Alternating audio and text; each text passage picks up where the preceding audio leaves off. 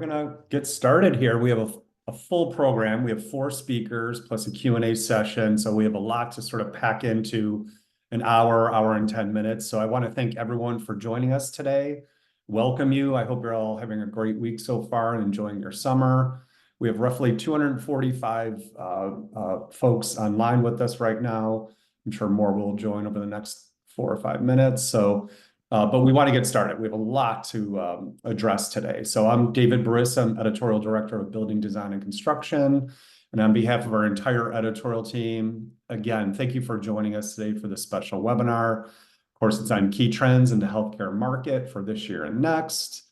And we're really excited to have 4 expert speakers today. All of them are from firms that have a very strong focus in the U.S. healthcare building sector. So they have a lot to present, and hopefully you'll find value in their presentations. So our experts are going to talk about the latest trends, innovations, and opportunities in 3 key subsectors. So of course, hospitals, outpatient facilities, which is like the fastest growing segment of the healthcare market, and then behavioral health. We're seeing so much out there about behavioral health facilities, not only standalone facilities, but within hospitals and outpatient. So it's been a growth area for the market. And then in addition, we'll kick off the presentations with an overall healthcare market outlook for this year and next. So before we meet our experts, I want to take just a few moments to thank our sponsors. So this whole webinar is tied to an annual report that is going to be released very soon, if not tomorrow, likely Monday, Tuesday. We just put the finishing touches on it. And it's really a year in the making. Our editorial team set out to publish a comprehensive state-of-the-state report on this hugely important building sector, that, of course, being healthcare. We ended up reaching out to more than 160 firms that specialize in healthcare. And the result is a 66-page digital magazine and also available as a PDF download, along with this webinar, which is tied to it, of course. And all of the content is focused on what AEC firms and owners and developers really need to know about the healthcare market. So we're providing an outlook, top trends across 3 major subsectors, innovations and innovators in this space, and original research on what owners, staff, patients, visitors, and others are looking for strictly in outpatient facilities. We wanted to focus on outpatient because it is such a strong subsector of healthcare. So this project could not have happened without the generous support of our 3 supporting partners, that being Alucobon, Salto, and Vitro Architectural Glass. So thank you to all 3 building product manufacturers. They've supported this project from the get-go. So thank you once again. And then I've included a link to download the free report. There will be a short registration page. Keep in mind, it is not live yet. So it'll be live very soon. If you want to save the link and check back on Tuesday, you can do that. We will also, as a courtesy, send everyone who registered for this webinar an email just saying, hey, it's now live. Here's a link to download the report. And then, of course, this webinar is worth 1 AIA Learning Unit, HSW. So everyone who registered and provided their AIA member number, and are live, that's important, with us today, we will automatically process your learning unit for this program. Okay, let's meet our experts. So I want to thank all 4 speakers. They put a lot of work into their presentations and prep work and so on, and everyone's incredibly busy. So I'm just so appreciative. So Patrick Duke is going to kick us off. He is the America's Healthcare Solutions Lead, Human-Centric Project Delivery with Global Industry Consultant Turner and Townsend. Patrick has more than 26 years of experience in healthcare facility development and consulting. So today, Patrick's going to kick us off with his outlook for the overall healthcare market, which is it's tough to do in 10 minutes, but he's a pro. He'll do the best he can. So thank you, Patrick. Next up is Sandy T. Katz, is a Vice President East Region Health Director with HDR. So in her role, Sandy is responsible for the growth and development of client relationships in the Eastern U.S. She is a recognized expert in the planning and design of innovative total health environments with a passion for innovation strategies and collaborative solutions. So today, Sandy is going to be our resident expert on hospital facilities. Next up, Brian Silva is the principal with CannonDesign. So there, Brian co-leads the CannonDesign St. Louis healthcare practice. A seasoned healthcare planner and designer, he can see a long-term vision of a client and realize it within the design of any space or project. So from a single patient room all the way up to the full campus planning strategy. So today, Brian is our outpatient facilities expert.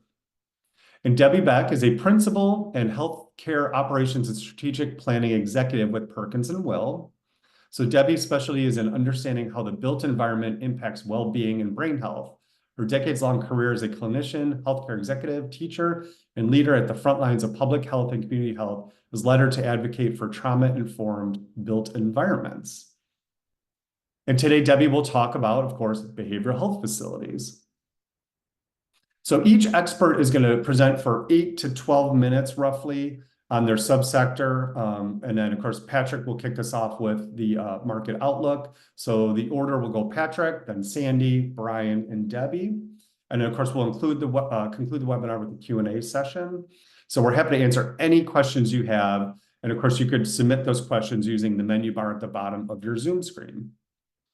And then one last note, this is a Zoom call, so you're familiar with those. We're simply just going to share our screens, speaker to speaker. So please bear with us through this transfer transition process. Sometimes it gets a little choppy, but I promise we'll get it right. And I think we're ready to start. So Patrick, you're going to kick us off, and then Patrick, you'll pass it on to Sandy and so on. So Patrick, I'm going to stop sharing my screen and take it away. Thank you, Dave. I really appreciate it. Let me pull my screen up. Hopefully everyone is seeing that, and we will get started. It can be a little bit of a complex situation, healthcare, and I think that's where people they can get confused as to what it is, what we're actually focused on, and I think this pretty much boils it down. This is a quote from a physician. So healthcare is not a thing to be given, bought, or sold. It's an entire ecosystem, has many unique moving parts. I think all of you know that.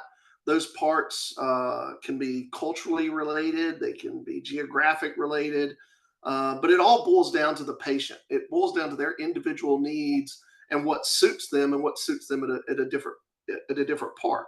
You would think we would have something that's more simple in terms of providing for that central focus, the patient. But if you look at the diagram, it is a complex, weaving, dynamic ecosystem. And we've got to simplify it in the future. And simplifying it will create better outcomes for the patients. And it will create more sustainable models of care and business for our providers. So that's really the focus. And we've been trying to get at this for some time, but what are the inputs of the current story that we're in? I think this is important. You know, number one, hospitals are very exposed to macroeconomics. And why are they exposed? If you look at the top figure on the left, labor is about 60% of a given healthcare organization's budget. You've got supplies at 13%, and then you can look at the others, drugs at 8%, and others, including real estate and real estate, capital construction, that kind of thing, makes up the other in addition to other things. But they're very, very much not immune to these kind of cycles that we're having now, where inflation hits on the labor side, the supply side, all the things that they buy. The problem is if you go down below that, they lack the ability, unlike other businesses, to raise their prices accordingly. So if you look at the Medicare reimbursement rate versus what has happened in inflation, you can see in inflationary pressures 12.4%. Well, what they get reimbursed has only gone up about 5.2% over that time from 2021 to 2023. That is an unsustainable model, and the chasm continues to grow. This is not something new. If you look in the middle at the top figure, this chasm continues to grow. What these figures are is collectively, if you look at the cost of procedures that hospitals need to be reimbursed based on their cost of labor, supplies, et cetera. And you look at what they're getting, this in case from Medicare, 375 billion shortfall between 2013, 2017, it keeps getting worse. Between 2018 and 2022, 522. Guess what? It's going to continue to go that trajectory unless we act accordingly. The supply of labor, on the good side, healthcare is probably one of the only places where wages have risen much higher than inflation. On the flip side, that's not good for healthcare organizations. What's happening there? It's a supply and demand scenario. I think we all know this. Debbie's going to talk about behavioral health. That's one area where they're struggling to get people who can work in that business. But the use of contract labor, the mass migration out of healthcare that happened after the pandemic, we're slowly getting back to the numbers from an employment standpoint, but we still have a ways to go. I would also say drug prices are another issue. If you talk to the pharmacy departments in healthcare organizations, they are struggling. They probably spend 20% or more of their time just trying to find alternatives because of shortages, et cetera.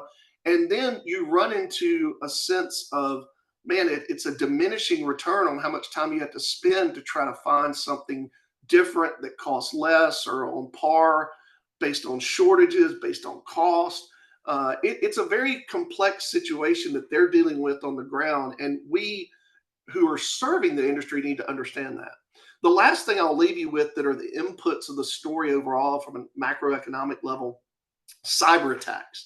I don't know if you have a client, but I'm sure you do. A lot of this doesn't get in the news, but I have many clients who have been attacked. It doesn't make the news necessarily, but the cost of having to bring somebody in, negotiate, do all the things you have to do to clean that up, it's hurting hospitals across the country. And if you look next to government, healthcare is the largest industry that has been under attack from cyber attacks. There is a cost involved in this, and it should not go unnoticed or forgotten. So what are the results of this story? The results are we're in an industry where more than 35% of hospitals have negative operating margins. That's not good. And then you've got the middle band where they have a median of 2.4%. But as I said, remember how that payment is not making up for the cost, and the costs are rising exponentially above that. That 2.4% operating margin will be eroded quickly just due to time. No change, but time keeps going. That's going to be eroded. God bless these in 30% plus, these top 5%. We should give them a hand and congratulate them.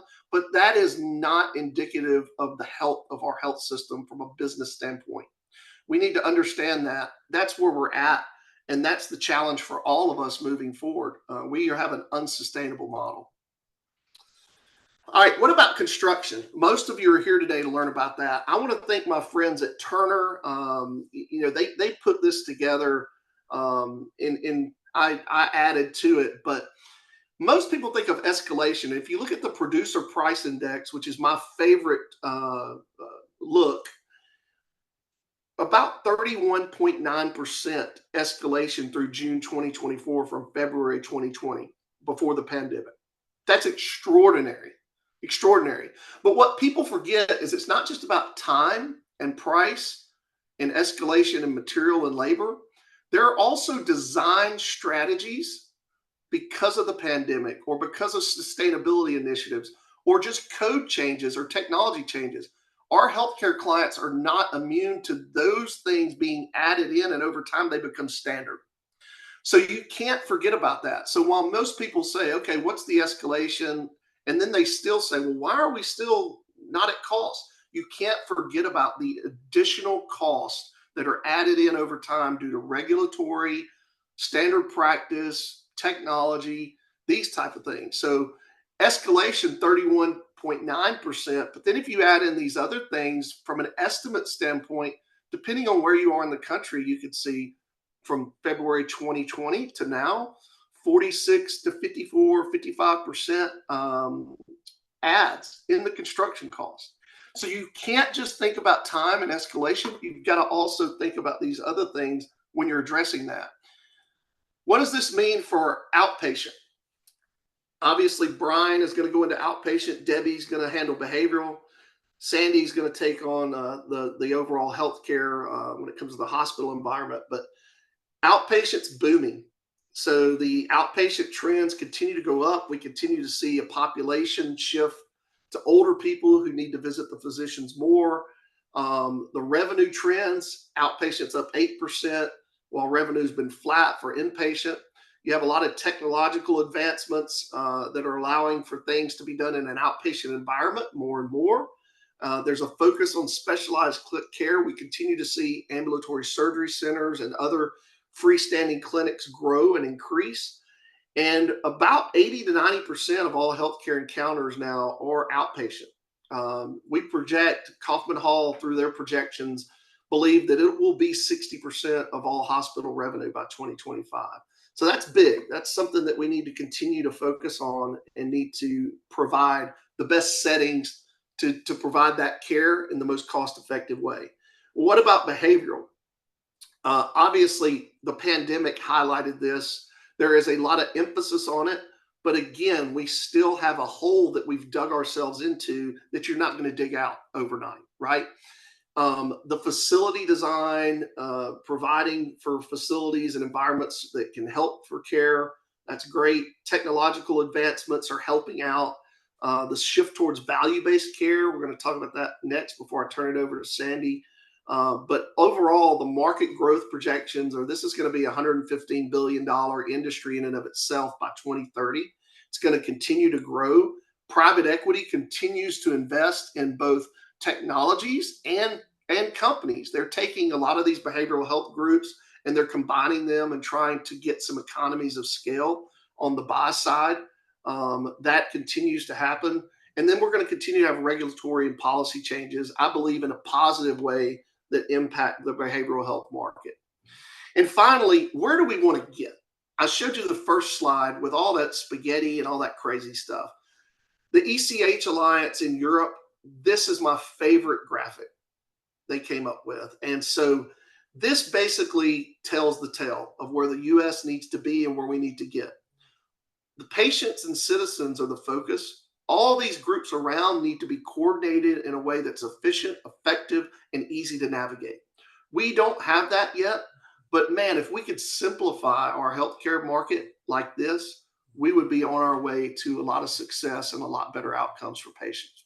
So I'm going to turn it over to my colleague Sandy and let her go into her part of the presentation. Let me stop sharing. Thank you. Thank you, Patrick. I am going to share my slides here. Good afternoon, everyone. I am Sandy Cass, and I'm delighted to share with you our thoughts on key hospital sector trends. And building on what Patrick just shared with you and what Dave mentioned in the beginning of the session, we have all contributed to a new article, and these are the top trends that the BD+C article is discussing. And I wanted to point out a handful of these today, and also perhaps also offer an additional trend. So I'm going to just dive right on into a handful of these. Building on must-haves, start with flexibility. When you think about hospitals today, everybody is continuing to advance care models and technology changes. We are looking at rapid development of new models such that we really need to completely reevaluate how we're looking at what is the future state. And so when we're looking at brand new facilities or substantial expansions, just like we did at the New Valley Hospital in New Jersey that just recently opened in Paramus, we started out reimagining their entire campus because it was a brand new hospital campus. This is an excellent example of how to rethink your future state. They significantly invested in a P3 process to completely optimize and rethink every single thing that they needed to put into the design of their facility. And by taking that time and that investment, they were really looking at how can they adapt over time and how can their staff truly think about new ways, not just doing a new old hospital design in a new facility. And so one of the things that we wanted to highlight today is emergency departments. Coming out of the pandemic, we all were investing in how to create zoning and negative pressure situations, but really we want to continue to advance that, because how do we take a look at creating isolation bars? How do you create access pathways that don't bring patients through or in other pods of the emergency department? And how do you create patient cohorts and zones that are appropriate? We're also continuing all to have discussions about big investments in IT infrastructure and how can we really look at how to have that patient interaction. How do we educate patients and families in situ in the different care environments? And in the patient rooms themselves, of course, we're really investing in smart patient wall technologies. And so when we take a look at the Valley example, being a brand new campus, all projects seem to just be getting bigger and bigger. There's a lot of different reasons for that. Patrick just went over some of the cost pressures, and we are certainly seeing that. So that the bigger the investment, whether it's 1 million square feet or the $1 billion club, what projects were several years ago, the costs have obviously increased.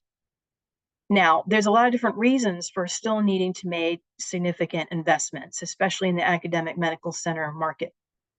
We're really seeing there are still quite a few facilities that have aging infrastructure, facilities that were built in the 50s, 60s, 70s.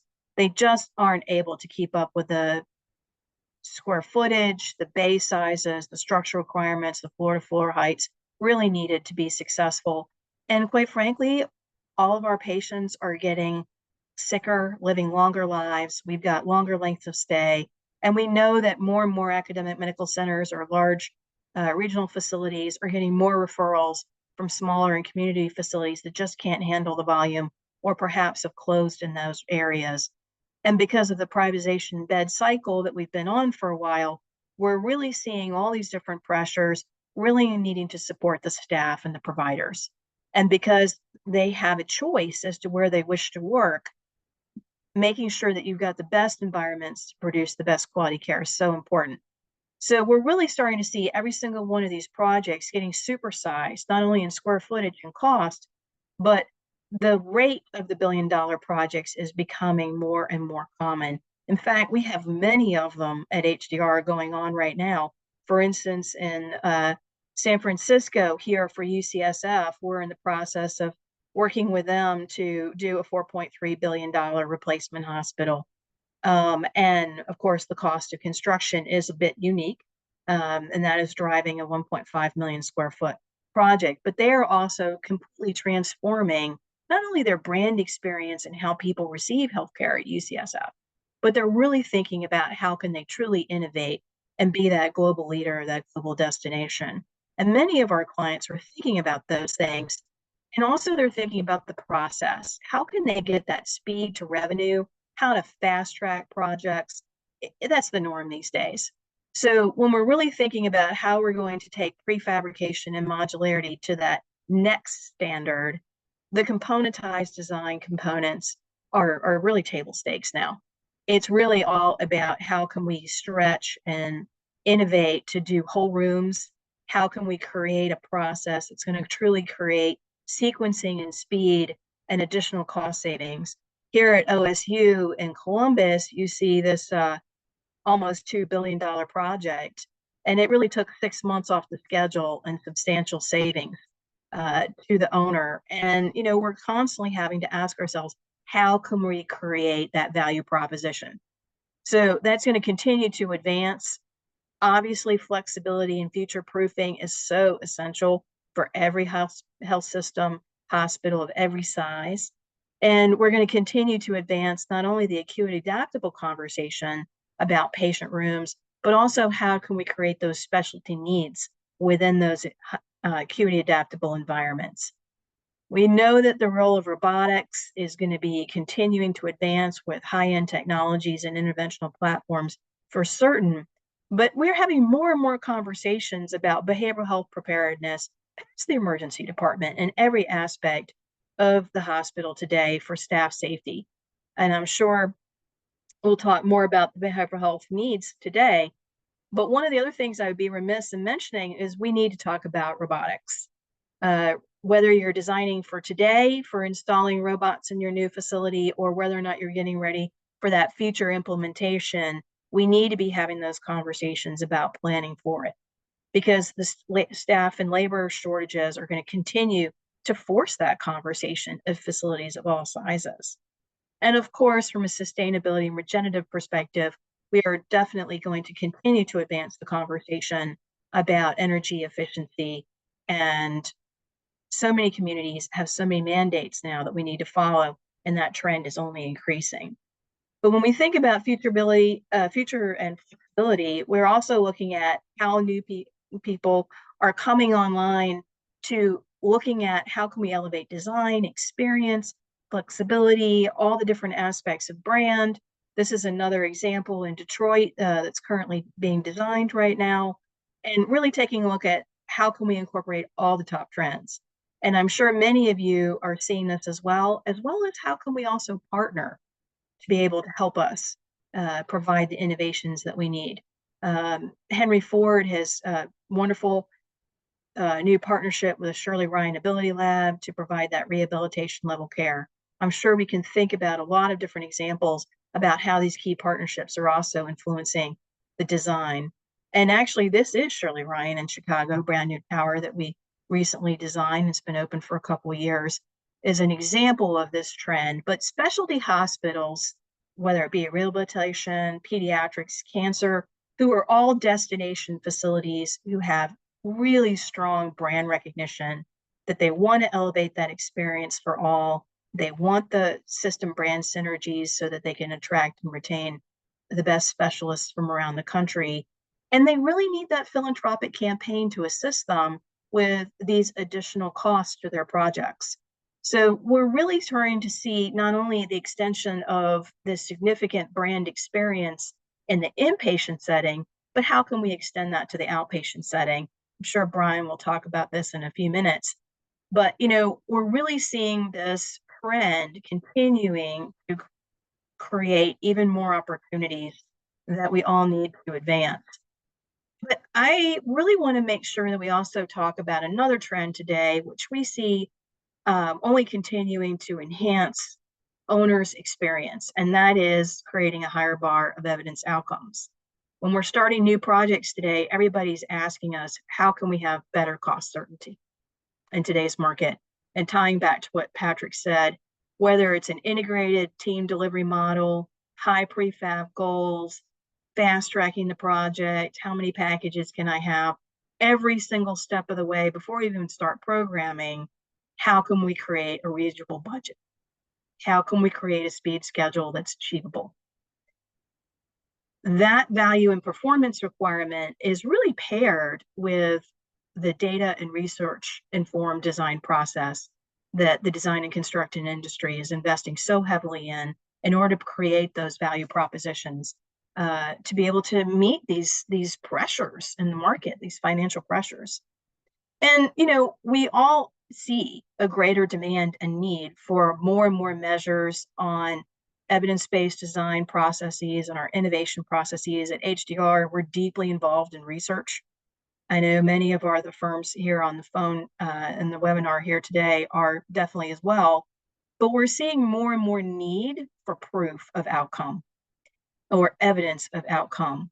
Will these design strategies really get us what we want and what we need in order to attract, retain, and keep staff satisfaction, patient satisfaction?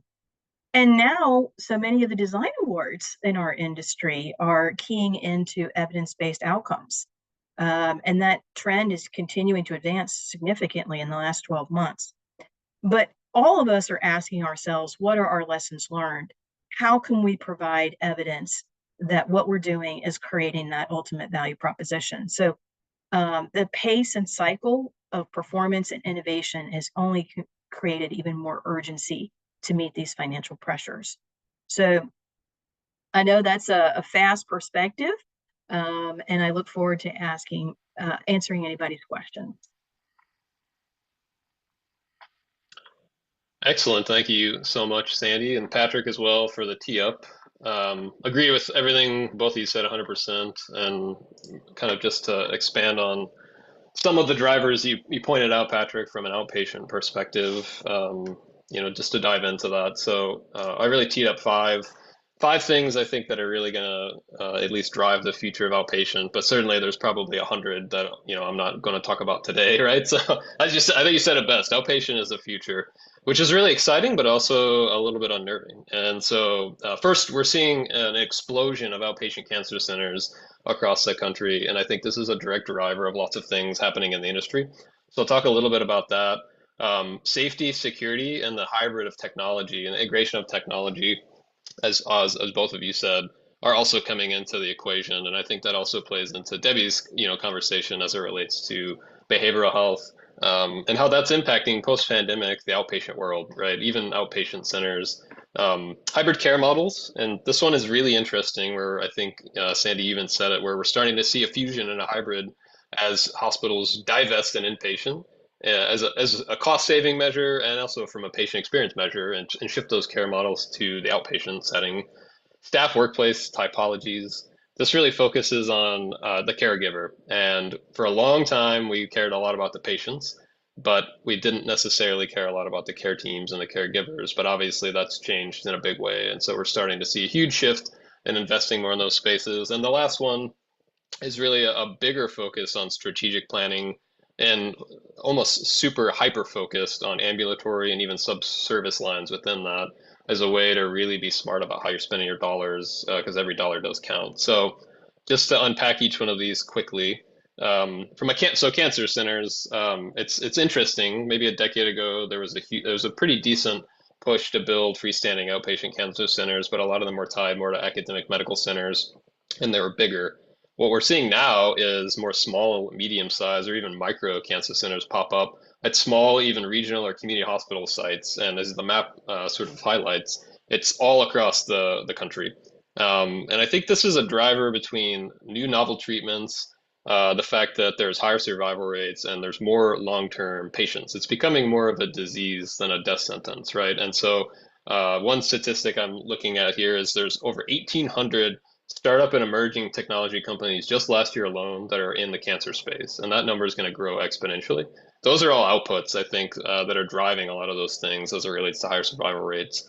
Interventional radiology, this isn't a new typology, but I think it's really starting to replace a lot of what was the traditional treatment for cancer, specifically on the surgical intervention side of things. So what we're starting to see is a really exciting moment where hospitals are investing more in interventional procedural spaces and divesting in big, heavy-hitting ORs in the inpatient setting and trying to do as much as they can in the outpatient setting. Better for the patients, it's better for the hospital.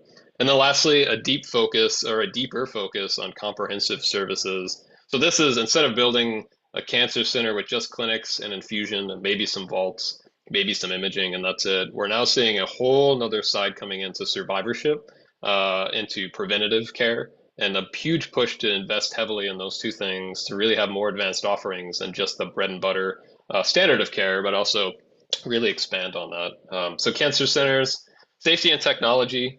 So obviously there's been a huge increase in safety events in outpatient centers. A lot of our clients are coming to us and saying that it's just off the charts in terms of folks coming in that are agitated, folks coming in and committing violence against the staff. And they're asking us to actually do defensible planning tactics in a small primary care outpatient clinic, which is something we didn't really see before. And so they're even asking for higher screening levels.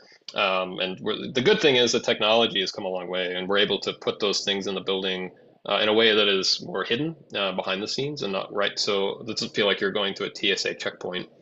But on the technology side of things, I think we're getting to what I call peak saturation or peak user experience, where the populace now is comfortable with technology to the point where everyone uses it all day long, right? Almost, at least 3/4 of the population has a smartphone, they're comfortable with it. So what can we pull from some of the other industries on healthcare? Like United is a great example where their app is voted the best in the airline industry as it relates to the user interface side of things and pushing information to people to make their care experiences better. And then lastly, on this sort of technology is the future of virtual care. So during the pandemic, everybody thought virtual care was going to solve all the world's problems. And what we saw is there was a great correction afterwards to kind of rebalance that and plan it in the right way. I think there was a lot of reactionary things that were done out of necessity. But what we're seeing now is it being a little more specific. And it's a hybrid where providers may actually have a virtual visit and an in-person visit, and patients have the same. We hear a lot about patients who actually flip multiple different visits in a single day, may be a hybrid of virtual and in person. And so we have to provide for those experiences for them as well. On the hybrid care model front, it's really, as the diagram suggests, which isn't anything new, but where we're starting to really see is this in between in and outpatient to really leverage more advanced outpatient care. And the way to do that is to have a program where you can have some what we might call short stay or extended recovery beds that support more advanced care in the outpatient setting without having to go to an inpatient bed. So what if you stayed for 24 to 48 hours in an outpatient setting that somehow was possible without having to go to an inpatient setting? And I think, as Patrick said, this is a direct result of trying to kind of recover that what I'm going to call upside down operating margin, right? Because the care is so expensive, it's not great for the patients. If you can do that in an outpatient setting, I think that's going to go a long way. And also, as it relates to seeing a lot more of that in a rural setting, as opposed to just the urban or the community. So I think academic medical centers have been doing that for a long time. But now we're seeing smaller community centers or rural sites even do this as well. And that's a big change. And then ultimately, at the end of the day, I think there's a lot of studies that are going to come out of the positive impact from a clinical and a wellness perspective related to reduced lengths of stays on the patients, because nobody wants to sit in a hospital bed for 5 to 7 days if they can sit there for 24 to 48 hours and go home and get back to their lives. And then really looking at workplace typologies, as I said, this is really a reimagining of the traditional clinic module related to, you sort of have your front end with your public zone, you've got your exam and support zone, and then you have the sea of offices, private offices at the back. That model is broken, and we're not really seeing that anymore. But what we are seeing is really a flexible environment that departs from the traditional model, focus on really providing options for staff that are more conducive of the way they work now. And so we're actually pulling a lot of things from work environments related to office space and how that can actually be sort of embedded into the clinic footprint.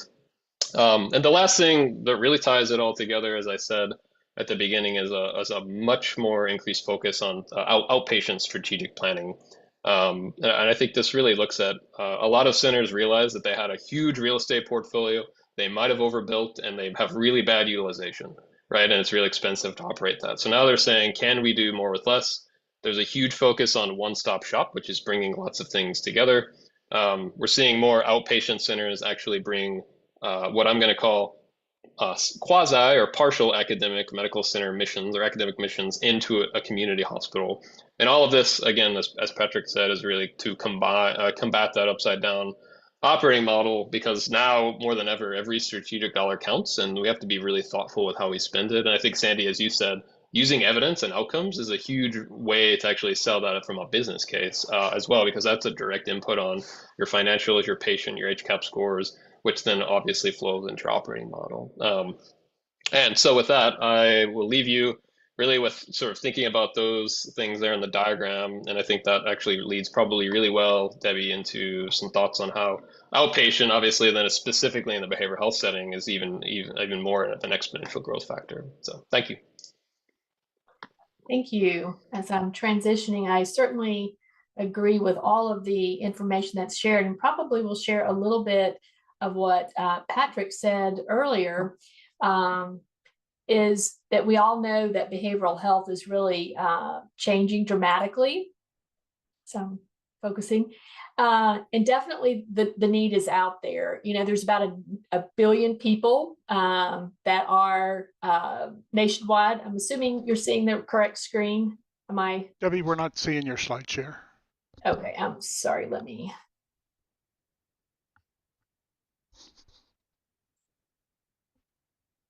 Try that again. It worked earlier.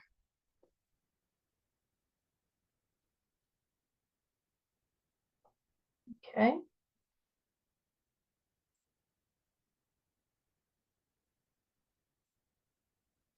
Are you seeing it now? No, you want me to go ahead and bring your slides up? Yes, please do that. I apologize. No problem. Okay, slide number 1's up. Just tell me when you want to advance. If we sort of advance to the next slide, sort of again, just kind of reviewing what we've talked about before, we do know that there's a significant need for behavioral health. There's about nearly 1 billion people nationwide that are living with mental health illness, and a lot of these are children, so we're seeing a lot more focus on children. As Patrick mentioned, there's been a lot of legislation and a lot of funding and policy changes that's really influencing people getting access to behavioral health, which is really nice. It's awesome. It's also giving us a great opportunity to work with our local leaders, our hospitals, our executives to build new facilities, whether they be outpatient, inpatient. But we're seeing a lot of the community behavioral health, which is really exciting to me to see a lot of that happening at the lowest level possible, which is in that community. The outlook is looking at about $240 billion by 2006. We also know that there's great opportunity to work with colleges and universities. We know that, as many of you have mentioned, that the healthcare provider it continues to escalate. We need more. So the universities are doing more and more to build facilities to train these individuals. On the next slide kind of looks at those market trends that we've been talking about. You know, one of them is more and more there's demand for that inclusive and customized services. You know, our clients are wanting more tailored to their specific community needs. Being in behavioral health most all of my life, you know, when you see one behavioral health, you've seen one, because many of them are so tailored to what is happening within their community and who they're serving. It makes a huge difference. As mentioned, there's a heightened awareness about safety and security measures that are playing a critical role, not only, again, with the patients, but with the staff. One of the things that we know that staff retention is really incumbent on how safe they feel in these environments. We really need to make sure that that happens. You know, many of these facilities are, you know, we have to maintain the ligature resistant spaces, and a lot of that drives up the cost. So I think one of the ways to curb a lot of this construction cost is something that I really enjoy doing, is looking at that risk assessment, going through each one of these spaces, sort of looking back what is happening within that facility in the past or in their community, and really upfitting that facility appropriately, not overdoing it. And I think it's important for us as design and as within the architect to kind of help our clients understand this and also understand the impact. Another part is a trend that we're seeing is more and more clinicians and staff want to be part. They want to help us to design. They want to give us their input. And it's so critical, and it saves a lot of money, again, when we talk about construction, especially in schematic design, looking at, we need to understand what their risks are, what are their workflows, you know, how are they operating? Because not only do we want to build those facilities that are beautiful and they're informed, but we also want to make sure that they're efficient and staff is able to work to where they're not exhausted at the end of the day. More and more, we're seeing more about trauma-informed design, which is one of my favorite things to talk about. I could probably talk for days just about trauma-informed design, but we're seeing more and more clients ask about that, trying to understand what that means. They also see the value of peer support and the lived experiences, and they want us to include these as we design facilities. And as mentioned before, more and more that integrated care model is really important. You know, it used to be outpatient didn't feel like that they could have that patient-centered approach or that integrated care model, but more and more you're seeing now that that is really critical as we move forward. So looking at the next slide is sort of looking at one of our examples of how we were able to tailor and customize a space specifically to a customer's need. And this was the Duke University Behavioral Health Center. This was about 150,000 square foot facility, and it included about 14 ED spaces that were really important that Sandy mentioned earlier as we're doing triage of these individuals. But it also had a 42-bed in-unit, and it also had that 20 patients or 20,000 square foot for outpatients. So this was an awesome facility where they combined the outpatient, the emergency room, and the inpatient facility, so you could flex and step up the care, which in behavioral health, the step model of care is so important in meeting the needs of those clients, and a lot of times preventing them from having to go into the emergency room.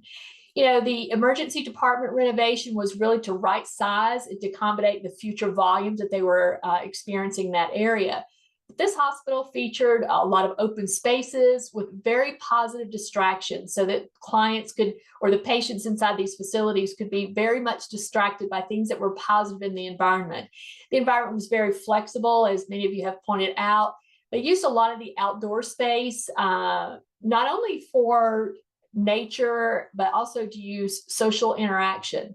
You know, the courtyards were beautiful, so a lot of the patients could experience nature and can kind of get outside within this facility. Most important part of this, there was a huge balance between safety and that non-institutional feel. You know, we all know that a really successful project is one that really provides that patient and staff safety, along with providing an environment that not only protects their privacy and their dignity, but makes an environment that makes its empowerment to them. They really want to be in that space, but they want to do there to get better.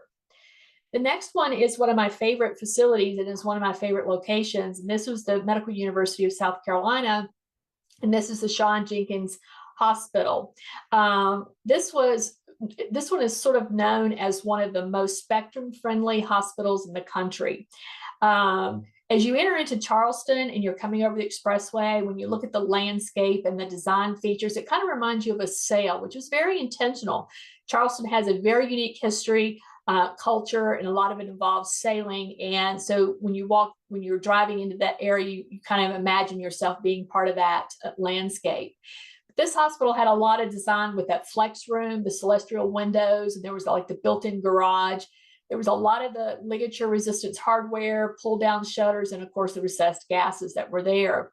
The nice thing about this, there was a lot of choice and variety that allowed acuity adaptable spaces. So if the acuity was lower, the room could be adapted to that. And as the acuity level increased, those rooms could be adapted. One of the great standout features of the facility is a sensory room. It was one of the most neurodivergent areas for children that had any type of the spectrum. They felt comfortable in a space, and it also included that roof garden. The really important part of this is that the design team really talked to parents of children with autism, the hospital, the staff. So they really wanted to make sure that this building was, or this facility was very strategically designed, not only to meet the needs of the patients, but also that culture of that community. And this facility accomplished that very well. The next slide actually looks at our University of Virginia emergency department expansion. And this was one that I'd like to kind of pull out that trend where we really need to include clinicians in this, in the process. So as the photo illustrates, we actually used VR to allow the healthcare practitioners to actually experience the space. So not only we did use that, but we used the physical mock-ups. So through this, they sort of discovered what are some of the best ways to design the building, some of our adjacencies, but also how do we improve and optimize operational efficiencies? And that's the world that I've been in for many, many years. And having an operational efficiency in line with a beautiful facility that's very adaptable is really important process. The next slide that we talked about is something, again, and we can move right on into the next slide, is about trauma-informed.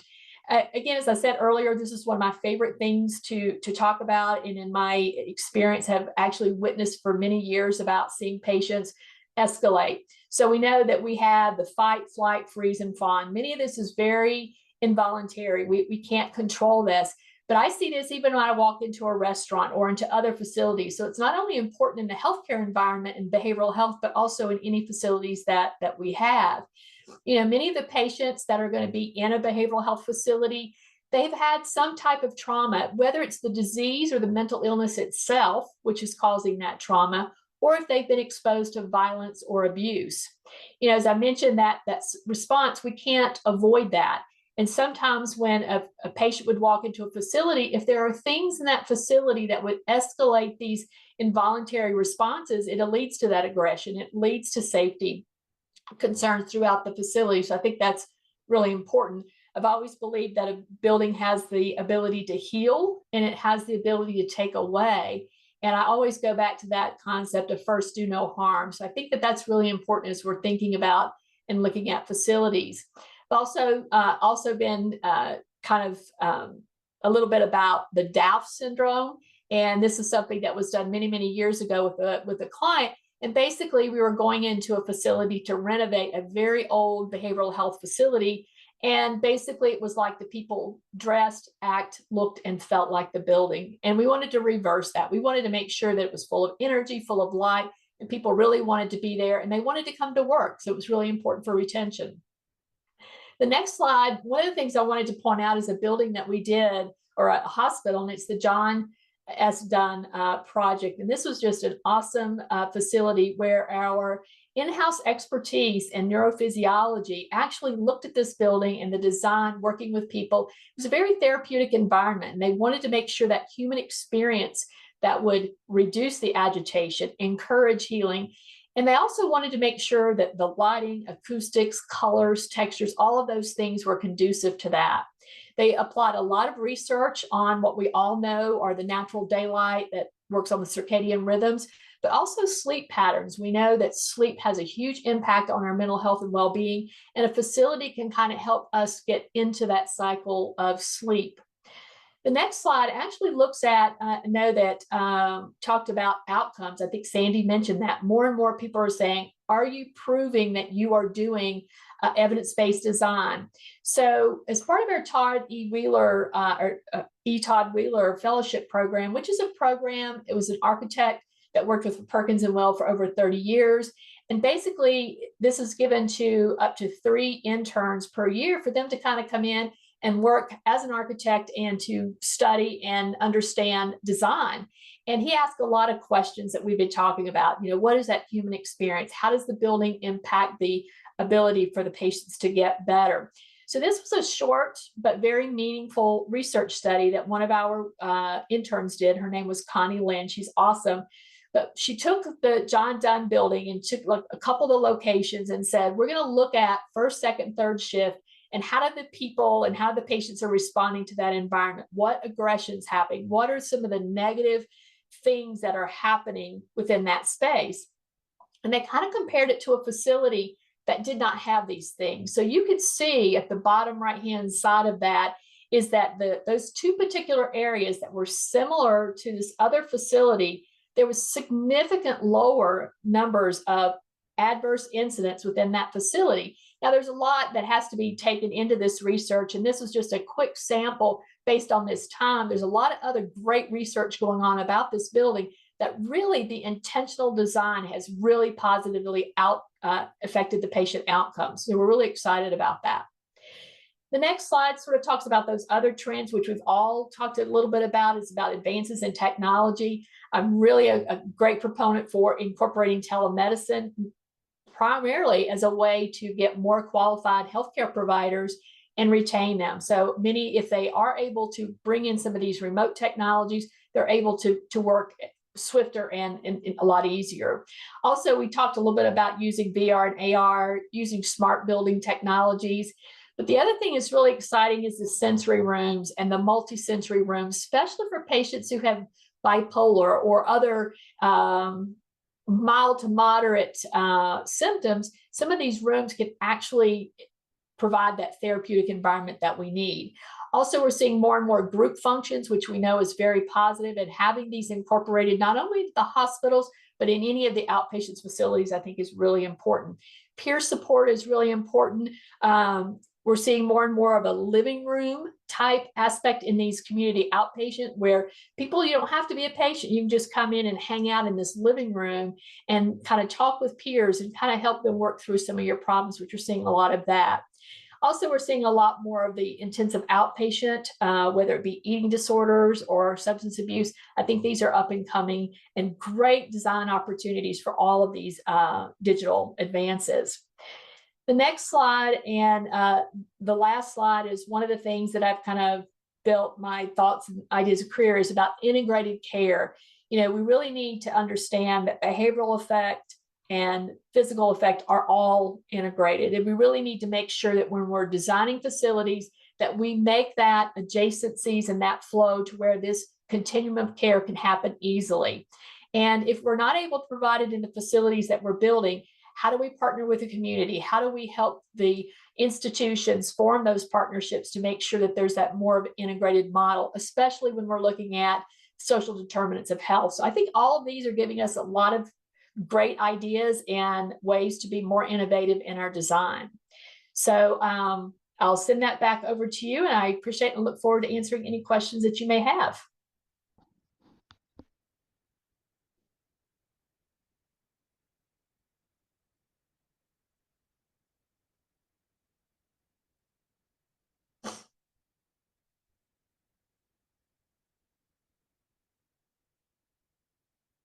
Unmute, Dave. There you Okay, thank you. Oh, incredible content by our 4 speakers, really. And we're getting great questions, understandably. But big thanks to our 4 presenters. And let's see. I'm unmuted, right? You can hear me? Yeah, we can hear you. Okay, good. So we're going to jump into Q&A. Technically, we have 3 minutes left, but we could extend a little bit over, I believe, Ray. So we still have 322 folks with us. So thanks for sticking with us. Thanks for the great questions. I'm just going to jump right in. If all of our speakers want to jump on here and share your screen and mic, we can kind of bounce around. The first one, it's probably directed towards Debbie, but I'm sure others could pitch in as well. It's related to behavioral health and sort of the money side, the reimbursement side. So the question was asked as, how are healthcare systems prioritizing BH projects, which are so badly needed, and weighing with the reimbursement rates for those services? It's my understanding that hospitals struggle to break even or make profit with BH services. So Debbie, is that certainly the case, and how are they dealing with that challenge? That's definitely the case. We're hearing that more and more, especially within the community behavioral health, is how can we afford to build these facilities to meet the needs and be able to get the funding? And I think the part of that is, again, kind of going back across that integrated care. Reimbursement funding is a lot higher when you're using integrated care, where you can actually show that you are referring and using primary care. So I think there's a lot of creative ways to be able to do that. But I think the key to that is showing the improvement in outcomes and providing that integrated care so that funding can go up. We're also seeing more and more grant opportunities for these community behavioral health centers. And I think that our states are now releasing a lot of additional funds that will help out in those facilities. So it's a problem for sure, but I think it's something that we could work through for sure. Great. And then I wanted to, here's one that was interesting. I don't know if it was addressed. If it was, I apologize, but it's regarding sort of food and diet, food service and diet. I would guess mostly in hospitals. Sandy, it popped up when you were presenting, but the question is, what changes are being made concerning food service for patients, cafeterias for staff, family and visitors, and consultation services by registered dietitians? I know that's a thing with like cancer care, for instance. Are you seeing sort of, I don't know, more investment or innovation on sort of the food service, diet services side of things? Yeah, well, proper nutrition, access to great food in the hospital setting is so critically important to everyone's well-being. So we are seeing certainly a trend for majority of hospitals have gone to a room service model where patients can actively order choices within their physician allowed dietary program. And in a lot of integrations with our technology, we are able to have those patients be able to directly order through a tablet in their own room so that they have those choices. And also with dietary consults to be able to be done not only interactively live with the patient, but also through the technology portal, so that if the questions come, why am I on a diabetes restricted diet? Why can't I have this particular food? That there is that service access. We are also certainly seeing for patients that innovation, but for the staff who really need those moments of respite, we really want to make sure that there are healthy choices of eating, and more than just the hospital cafeteria. We are certainly seeing more and more integration of coffee bars, quick grab and go, healthy meals. In cancer centers, we're certainly seeing a lot of effort, not only for staff and for patients, to really have more appropriate dietary choices. So there's a real food revolution, as well as even having farmers markets come on staff to the hospitals so that the staff can purchase things to take home. And also more staff education on healthy eating. as well for part of their wellness programs. Thank you, Sandy. And this one's more on the architectural design side is, healthcare systems sort of step up their game and how much they're investing in the exterior design as well as interior. This commenter said it feels like healthcare operators are in an arms race for architecture and design in both exterior and interior. No more vanilla elevations was the comment. So how much does this add to the capital cost with health systems obviously struggling budget-wise? Are they feeling it's worth the investment to step up their game and invest in more ornamentation or stronger design approaches? Or are your teams coming in and saying, hey, we can find a middle ground and make it look modern and slick without the much added costs? I don't know. Is it a struggle for your teams, I guess, is the question.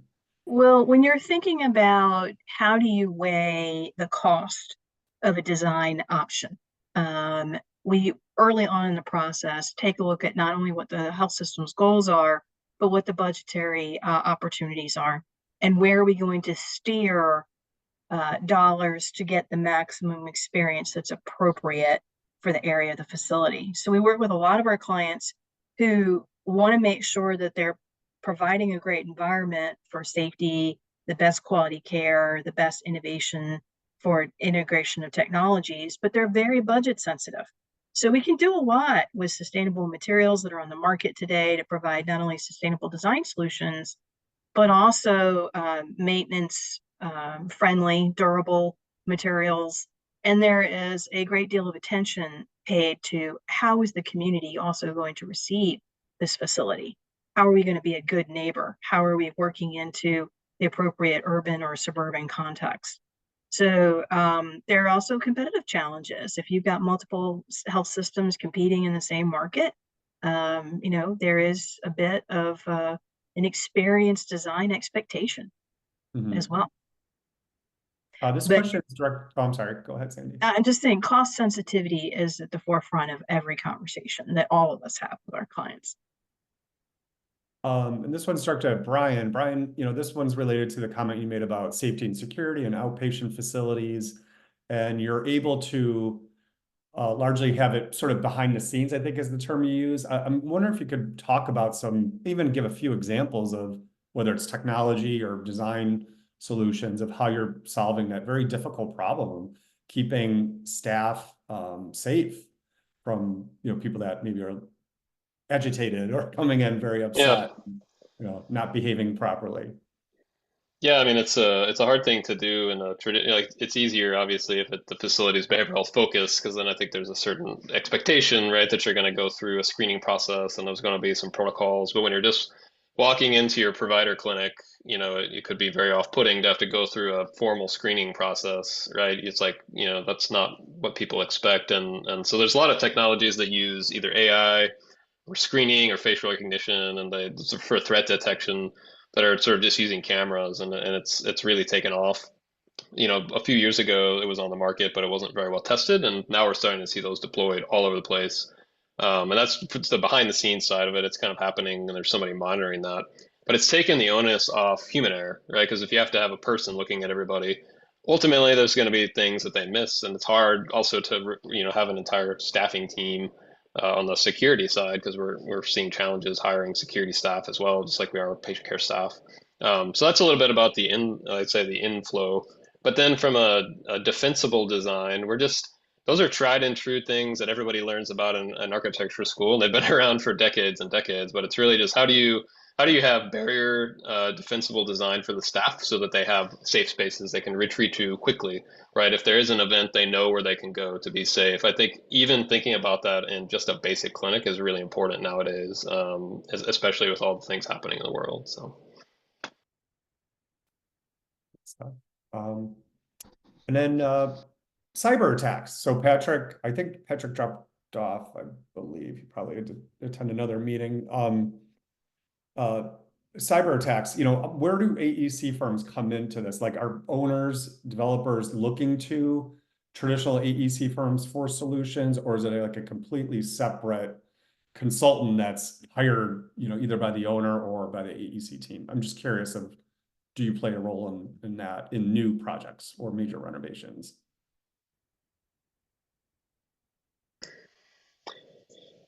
That's a really good question. I mean, I think it's probably just helping understand the impact and maybe the response after the fact that we can help with mostly. Like personally, I don't know that we're out there like writing cybersecurity software and things. You know, we haven't gotten into that space, but I think when those things do happen, patient care can't stop, right? You can't just say, well, we're closed, go somewhere else, right? Or if you do, you have to figure out a contingency plan. And I think that is something that we can help with from an operational perspective. Understand, you know, when those sort of worst case scenarios happen, where do the patients go and how do you continue to maintain operations? It's no different than any other emergency. Say a hurricane hit and the hospital loses power, right? Or say there's some other event that happens and the hospital has to continue to operate. So I think it's just, unfortunately, it's a new category within that tree that hospitals just have to have emergency preparedness for. So. Mm-hmm. Brian, I think adding to that, it's really important. I think having some of those consultants up front very early in the design process, because if there is a cyber attack and you have to alter your operations, it may even be a paper design. You may have to go back to paper for a while until you kind of figure some of those things out. So how would that design, how would the clinics operate in that environment, and kind of having that thought and actually having them to walk through and do test pilots of that, you know, actually do scenarios that would let us experience that. And I think we would learn a lot from those consultants in the design that would help us in the future in designs, making sure that we are prepared for those things. Mm-hmm. Good stuff. Technology side, you know, I wrote a little piece on, it was one of the takeaways of all our research we put into the healthcare annual report was, you know, we're seeing more of this like integrated technology in the rooms themselves, patient rooms, headboards, footboards, like screens on the wall, and gives more control to the patient, better communication. It's also a way to collect data and see, you know, on operations and patient outcomes and so on. Is there a huge, but it's pricey, right? So are you seeing investment in these sort of, I don't know, I don't want to call them new patient integrated technology, you know, screens, but Mhm. Are you seeing more of this stuff? And Yes. again, it's an added cost. Is it worth the investment? We're seeing it in every major large scale hospital project that we're doing. It's now the accepted standard, especially in academic medical centers and larger tertiary centers. I would say that patients and families want more control over their environment in the inpatient setting. And so whether it's thermal comfort, light access control, I want to be able to soothe myself through entertainment, be able to put in my own device, whether I have Alexa capabilities in my room, how can I communicate with my caregiver, telehealth medicine access for more remote facilities, more electronic monitoring with EICU capabilities. There's just more and more integrations, and it's a trend that we see only continuing to enhance not only the experience and the quality, but also to know if a patient has fallen out of the bed. There are different ways to remote monitor patients. We're just going to see more and more technology integration. Thank you, Sandy. The questions are rolling in. We're not going to be able to get to all of these, but we'll hit a few more. That one was, we kind of covered that one. You know, the one was, you know, thoughts is back to behavioral design, you know, how, because we see this with other parts of the healthcare market, Debbie and others, are you seeing it on the BH side, which is, you know, consulting with those living with the experience, the actual patients or their families, and get them involved with the design, the development of models of care, and maybe even operations. Like, are you turning to, you know, the actual patients and their families and so on for advice on how to improve the next facility you design? I don't know, is there anything related to that? I think that's very important, and actually was done a lot with a couple of the projects that I mentioned earlier. But we're currently working on a project where we actually brought in a lower, moderate, and higher acuity of behavioral health patients, presenting the design to them and asking them what they think about that, and what are their issues that they may have. You know, some of them will say, well, I don't want to come to a new facility. You know, they're a little bit intimidated by that newness. They're, you know, it's changing their whole environment. And they're like, transportation, it's moving a mile down the road. How am I going to get there? So I think it's so critical to involve those patients.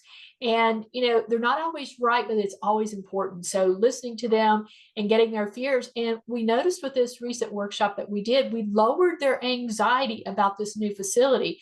So if we did not include them in that conversation, would we have lost some of those patients? Now, this was more in a community behavioral health. Would we have lost them when they decided not to get the care? But now they're excited about it and they want to be part of it. So I think that's really critical to get their input. Love it. I think we're at 12. I think we're going to wrap it up. There's like 15 questions. I just don't think we could get to all of them. But I wanted to thank our speakers, Sandy, Brian, Debbie, and of course, Patrick, and our sponsors, Alucobond, Salto, and Vitro Architectural Glass. Thank you all for your time. Just so everyone knows, this webinar will soon be archived using the same URL you used today. So you could go back and rewatch it, and you don't have to register again, that sort of thing. So unless there's anything else, panelists, are we all good? Wonderful. Thank you so much for having us.